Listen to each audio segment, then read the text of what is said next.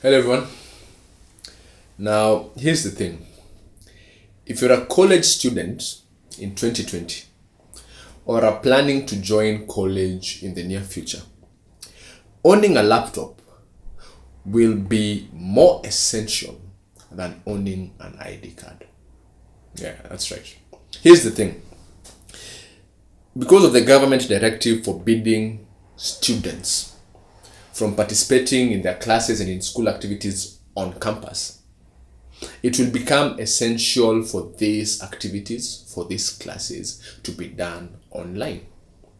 This means that you'll have your classes online. This means that any school activities that can be done outside school will be done online. Now, in order to effectively participate in these classes, in order to effectively engage in these activities, you will need a laptop. Okay, fine. See, here's the thing. You can get by doing those things using a tablet. You can use your smartphone, for instance. But in order for you to perform those activities, your learning, your school activities at an optimum level, and what I mean by optimum is at the best level, you will need a laptop.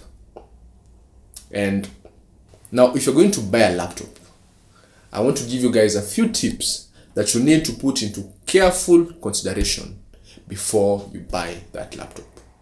My name is Edwin from Did the PC Collective, and these are Did Tips.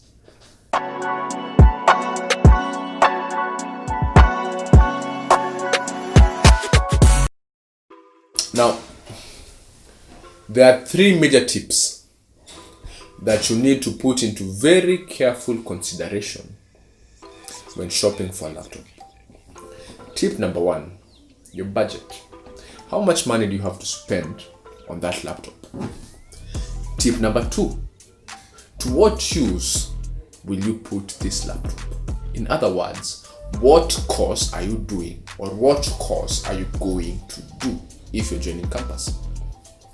Tip number three, what specifications does the laptop you are buying need to have for you to perform your course at an optimum level? Three tips: budget, course, specifications. We'll start with the budget. Now, the budget is how much money you have to spend. Now, the thing with most electronics and laptops in this case, the better the hardware, the higher the specifications, properties, the more expensive the device. The same stays true for laptops. If you want a high performing laptop, you will have to have a higher budget. If you're going to do an intensive course, you'll have to have a higher budget. If you're not going to do an intensive course, by a less intensive course, I mean a course that involves mainly essay writing, research, and web browsing. That's a less intensive course. You won't need to set aside too much money for your purchase. However, if you're going to do these more intensive courses that will need you to do a bit of design, a bit of programming, if you'll do a course that will involve a bit of editing, a bit of data collection and manipulating various data sets, you'll need to spend more. So you'll need to understand what you're going to do, and by understanding what you're going to do, you'll be able to set aside the amount of money that you'll need to spend. Budget. Number two, your course. Now this goes back to budget, because you need to understand what you're going to do in school. If you're joining school, you need to understand what you're doing in school. Now, obviously, if you're a continuing student, you know what your course entails. So you understand perfectly what you need to get.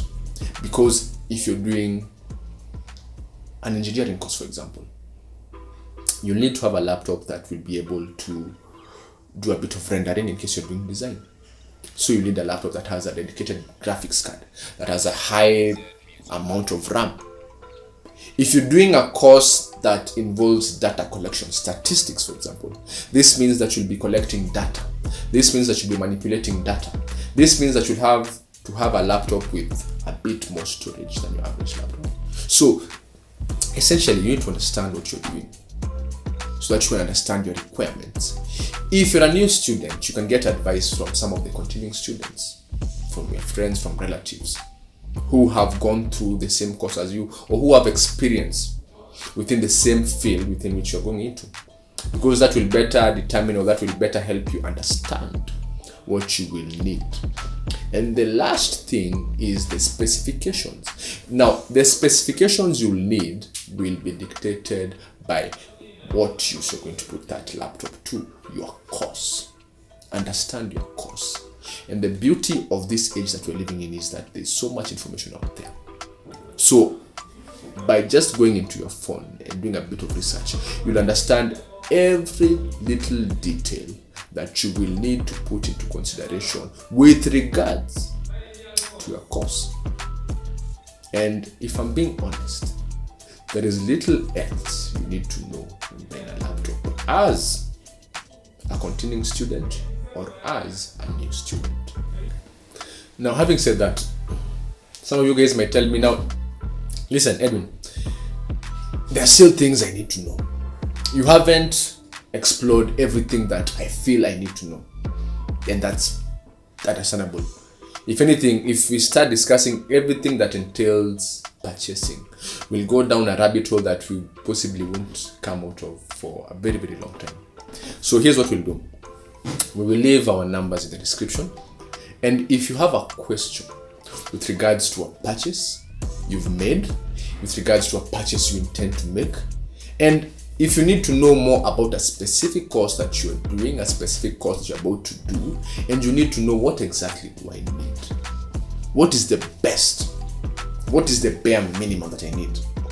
We will leave our numbers in the description. Feel free to call our support team and we will assist you in whichever way we can. These are D tips from Did the PC Collective. Thank you very much.